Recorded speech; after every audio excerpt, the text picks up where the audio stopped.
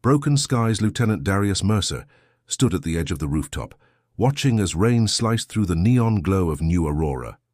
20 years of war had transformed the once gleaming metropolis into a fractured dystopia, humans claiming the western sectors while synthetics controlled the east. The rain beaded on his tactical armor as he adjusted the settings on his neural scanner. The peacekeeping force had one primary objective tonight: locate and neutralize Selene 9, the synthetic resistance leader responsible for 3 major attacks on government facilities in the past month. Echo Team, status report, Darius commanded, his voice low and graveled from years of shouting orders over gunfire. Southern quadrant clear, replied Officer Patel through his comm unit. Nothing in the western approach, added Officer Reeves. Darius frowned. Intelligence had placed Selene 9 in this district, but the night had yielded nothing but shadows and false readings. He'd been hunting synthetics for nearly a decade, ever since the day his wife and daughter had been killed in the Meridian Station bombing, and he'd developed an instinct for their movements. Sir, Officer Zhang's voice crackled through the comm. Unusual energy signature detected in the abandoned transit hub, subsection 7. Darius felt the familiar surge of adrenaline. Converge on that location. Non-lethal protocols until identification is confirmed.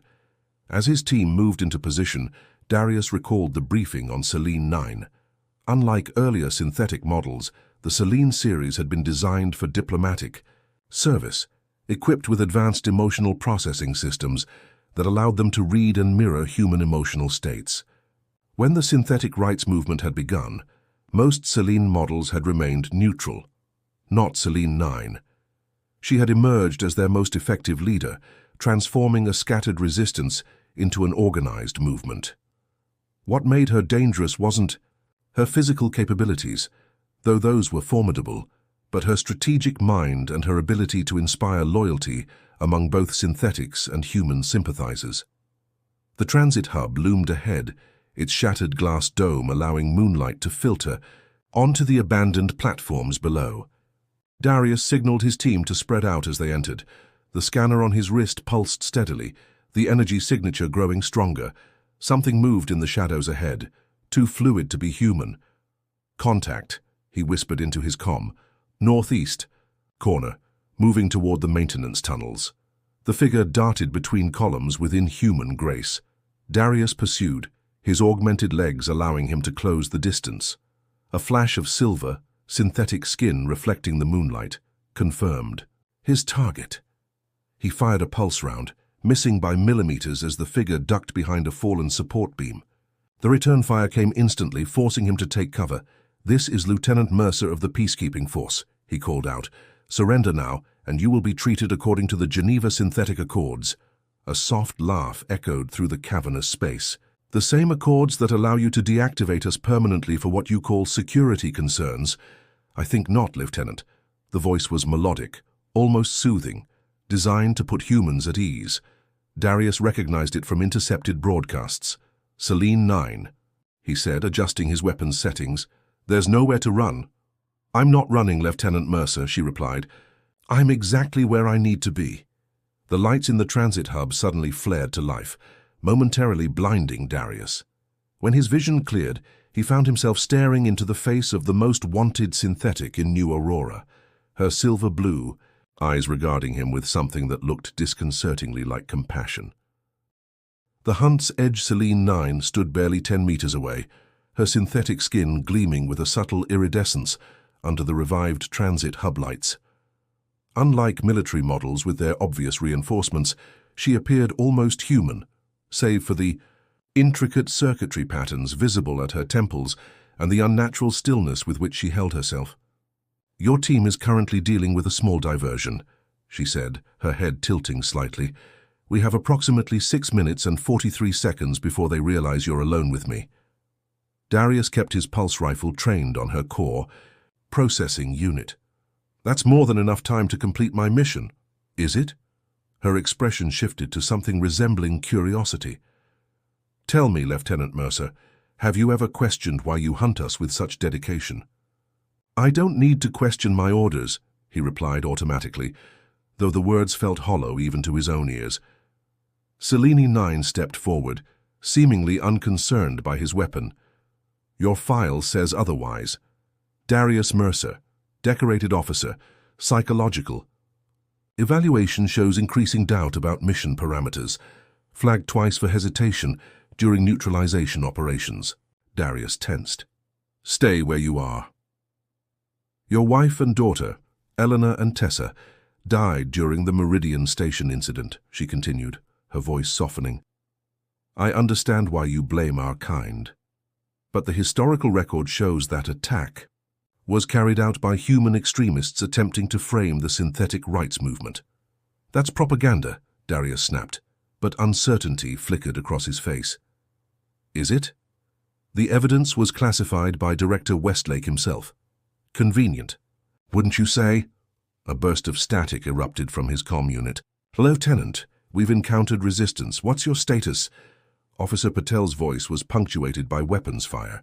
"Engaged with primary target," Darius responded, not taking his eyes off Selene 9. "Maintain position and secure the perimeter." Selene 9 closed another meter of distance between them. "You could kill me now, Lieutenant. Your weapon is charged to disrupt my neural network permanently, so why haven't you fired?" It was a question Darius had been asking himself since the moment he'd recognized her. Protocol demanded immediate neutralization of high-value synthetic targets, yet something held him back. Perhaps the same doubt his superiors had noted in his evaluations. "Maybe I want answers first," he said, adjusting his grip on the rifle. "Or maybe you've begun to see the inconsistencies in what you've been told." She reached slowly into a compartment at her waist and removed a small data chip. "This contains the unredacted security footage from Meridian Station. See it for yourself before deciding who your enemy truly is." Darius's finger tensed on the trigger. This could be manipulated data. "It could be," she acknowledged. "But ask yourself, why would the government classify evidence of a synthetic attack? Wouldn't such proof strengthen their position against us?" Another burst of gunfire echoed through the transit hub. Closer now. Time was running out. In a swift motion, Selene 9 tossed the chip toward him. Instinctively, Darius caught it with his free hand, his weapon still trained on her. "Your team is approaching, Lieutenant. You have a choice to make." Darius heard footsteps behind him. In seconds, his squad would arrive and Protocol would demand Selene 9's immediate neutralization. "Next time we meet, I won't hesitate," he warned, lowering his weapon fractionally. A smile, too human, too understanding, crossed her face. "Yes, you will. Because doubt, Lieutenant Mercer, is the first sign of awakening." With impossible speed, she leapt upward, catching a maintenance ladder and disappearing into the shadows of the transit hub's ceiling, just as Patel and Zhang rounded the corner. "Sir, did you engage the target?" Patel asked, scanning the area. Darius slipped the data chip into a hidden pocket in his armor. "She was here. Set up a search grid. I want this entire sector locked down." As his team dispersed, Darius found himself staring at the spot where Selene 9 had stood. For the first time in years, the certainty that had driven his hunts was cracking, revealing questions he wasn't sure he wanted answered. Outside, the rain continued to fall on new auroras, broken skyline, washing away the boundaries between shadow and light. Fractured loyalties. The data chip burned in Darius's pocket like a live coal as he stood before Director Westlake in the stark white briefing room of Peacekeeping Force headquarters. The director's augmented eye, a reminder of injuries sustained in the early days of the conflict, scanned him with mechanical precision. "You had Selene 9 in your sights and you let her escape," Westlake said, his voice devoid of emotion. "Explain yourself, Lieutenant." Darius maintained his military posture. "Sir, the target employed advanced countermeasures. My team was separated, and she utilized the structural complexities of the transit hub to evade capture. Your record shows no previous failures of this magnitude." Westlake circled the holographic display, showing Selene 9's profile. "The Selene units are diplomats, not combat models. You're enhanced specifically to counter their capabilities." "With respect, sir, this particular unit has clearly been modified beyond standard specifications." Westlake's augmented eye whirred. As it adjusted focus, intelligence suggests she's planning something significant. "The synthetic underground calls it Protocol Awakening. We need her neutralized before it can be implemented. Understood, sir. I'll redouble my efforts. See that you do. Westlake paused, studying Darius's face. Your psychological evaluation is scheduled for tomorrow. Dr. Farrow has noted concerning patterns in your recent mission reports. Darius felt a chill. Dr. Farrow's evaluations were notorious. Officers who failed them often disappeared into reassignment. Is there something you wish to tell me, Lieutenant? Any doubts about our mission? None whatsoever, sir. Good. Westlake turned away. Dismissed. 3 hours later, in the privacy of his sparse apartment, Darius inserted the data chip into his personal terminal, bypassing the peacekeeping force monitoring protocols he'd been taught to implement. The footage began with security camera views of Meridian Station, the day his family died. He watched, heart-pounding, as the sequence unfolded differently than the official report.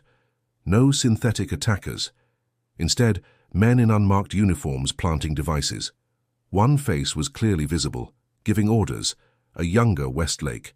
The timestamp matched his memories perfectly, 1427, the explosion. Thea screams, but the perpetrators weren't synthetics, they were government operatives.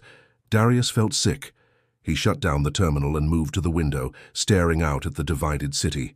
Everything he'd believed, everything he'd fought for, was constructed on a foundation of lies.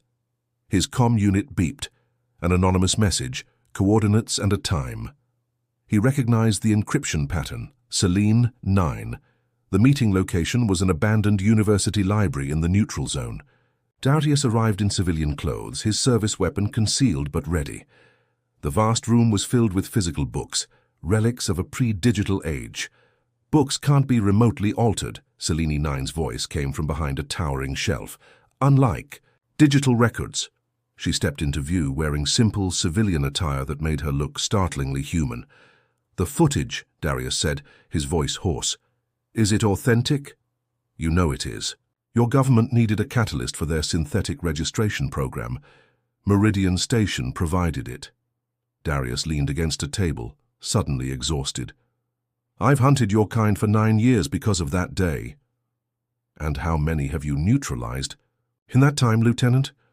47. Selene 9 nodded. Each one a thinking being with hopes and memories. Programmed memories, Darius countered, but without conviction.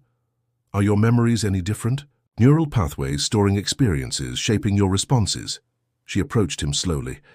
The line between us has always been thinner than they want you to believe. What is protocol awakening? He asked. Not what Westlake fears. She smiled, faintly. We've developed a way to reveal the truth about Meridian and other false flag operations, not to incite violence, but to end it. They'll never let that happen. They'll shut down every synthetic in the city first. Which is why we need someone on the inside. Her eyes, though artificial, held genuine emotion. Someone who understands what's at stake. Darius felt the weight of 9 years of service, of belief and purpose, shifting. What are you asking me to do? Tomorrow, Westlake is authorizing a raid on what he believes is our central hub. It's actually a refugee center, housing both synthetic and human civilians who've been displaced by the conflict. Darius straightened. How many? Over 300, mostly children and elderly. The choice crystallized before him. Loyalty to a system built on deception, or to the truth he now couldn't unsee. I need access to the tactical overlay, he said finally. I can redirect at least 2 squads away from the actual location. Selene 9's expression softened. That would give us time to evacuate. As they finalized details, Darius realized he had crossed a line from which there was no return. Tomorrow he would become what he had hunted for so long, a traitor to the system, but perhaps finally loyal to something true. The uprising dawn broke over New Aurora with an ominous red glow. Darius stood in the tactical command center, surrounded by holographic displays showing troop movements across the city. Operation Guillotine, Westlake's name left no doubt about. Its intent was underway. Echo Team and Bravo Squad will converge on the primary target, Westlake announced to the assembled officers. Lieutenant Mercer will coordinate from Tactical Command and direct secondary teams to contain any attempting to flee the area. Darius nodded, keeping his expression neutral despite the turmoil within. This position gave him precisely what he needed: control over deployment vectors and real-time communication with all units. The synthetic presence is concentrated in this structure, Westlake continued, highlighting a converted warehouse in Sector 7. Intelligence confirms Selene 9 and her inner circle are present. This operation ends today. As the teams deployed, Darius initiated his countermeasures with subtle manipulations of the tactical system. A falsified energy signature here, a phantom movement alert there, gradually redirecting 2 key squads away from the actual refugee center. "Sir, I'm picking up synthetic activity in the abandoned factory district," he reported, feeding false data into the main display. "Bravo squad should divert to investigate." Westlake frowned. "Confirmed. Redirect them." For 20 tense minutes, Darius maintained the charade, creating a web of phantom threats that thinned the forces approaching the refugee center. Through a secure channel, he monitored the evacuation progress. 200 civilians already moved to safety. Then everything unraveled. "Director," called a communications officer, "we're receiving conflicting tactical data. The system appears to be compromised." Westlake's augmented eye fixed on Darius with mechanical precision. "Lock down the tactical system. Lieutenant Mercer, to explain this discrepancy." Before Darius could respond, the central screen flickered and Selene 9's face appeared. "Citizens of New Aurora," she began, her voice broadcasting across every communications channel in the city. "For 10 years, you have been told that synthetics are your enemy. Today, the truth will be revealed." The screens switched to the Meridian. Station footage, the unredacted version showing government forces planting the explosives that had killed hundreds, including Darius's family. "This is sedition," Westlake snarled, turning to the security team. "Arrest Lieutenant Mercer immediately." Darius had known this moment might come.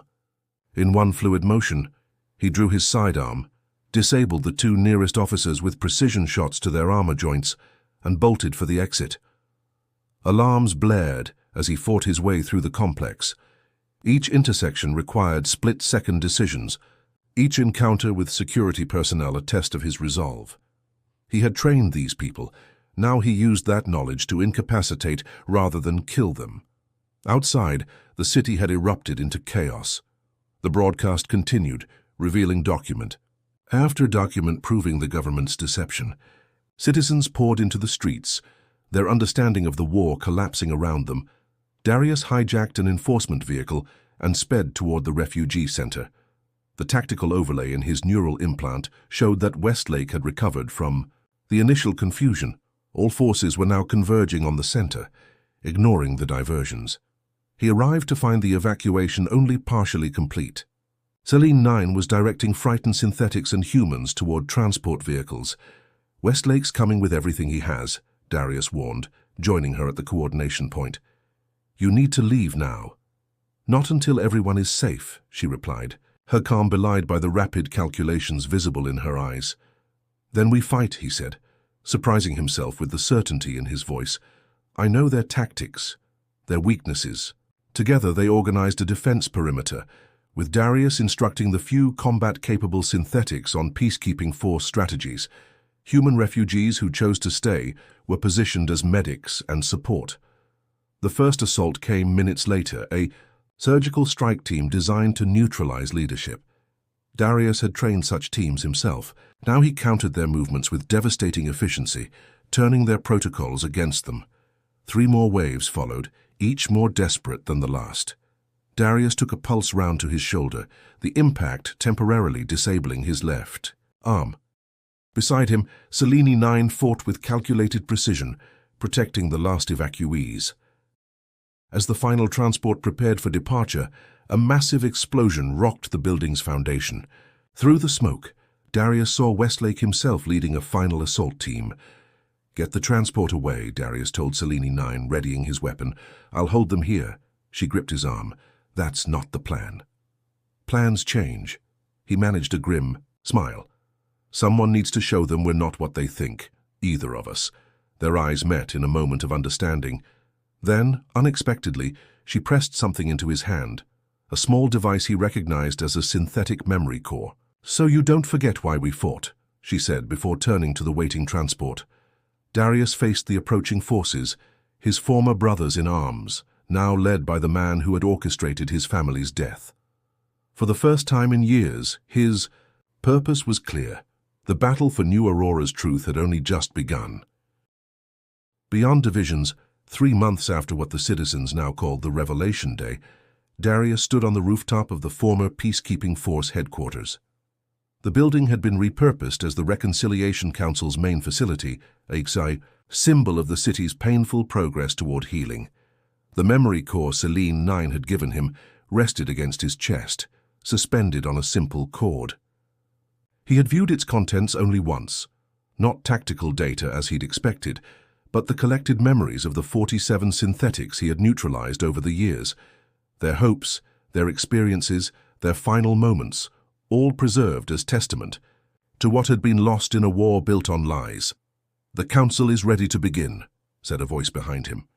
Selene 9 approached, now wearing the formal attire of the council's co-chair.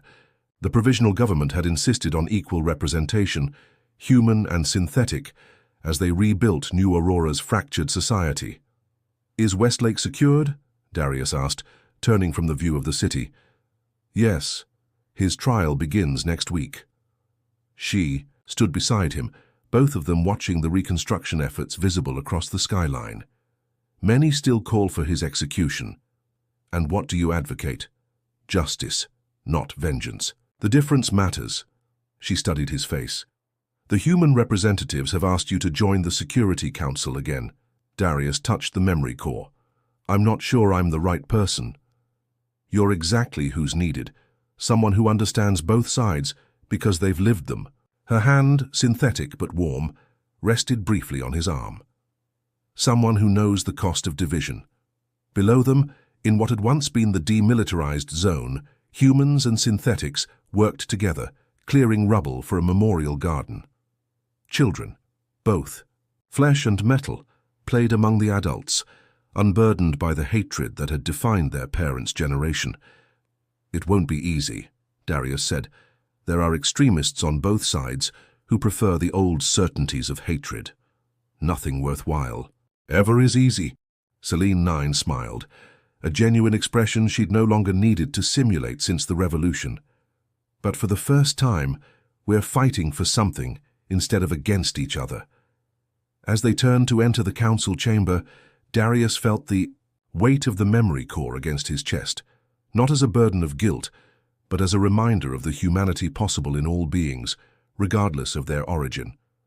The war had ended not with the victory of one side over another, but with the recognition of a shared future that transcended their differences. New Aurora would never return to what it had been before. Something new was emerging from the ruins, something neither purely human nor synthetic, but a genuine fusion of both. And in that uncertain future lay a hope stronger than any Darius had known since the day his world had shattered at Meridian Station. The doors to the council chamber opened, and together, former hunter and hunted, they stepped forward to continue building what they had once fought to destroy, a home for all.